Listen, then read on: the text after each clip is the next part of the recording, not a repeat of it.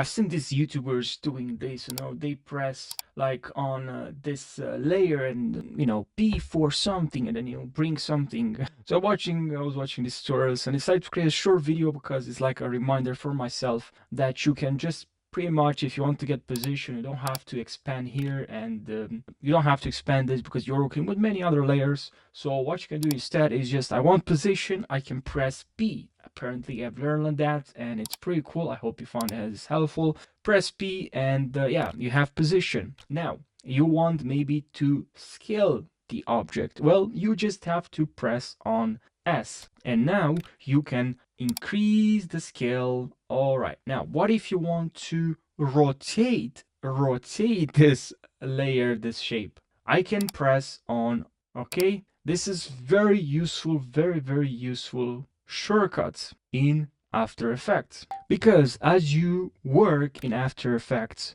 with animation, you'll encounter these shortcuts frequently. You'll often come across this shortcut. So that's why I think it's very important to learn these shortcuts. Now, what about opacity or transparency, right? So for transparency is T for transparency. Now you can change the transparency of your video shape. So yeah, I hope you found this short video helpful. Thanks for watching.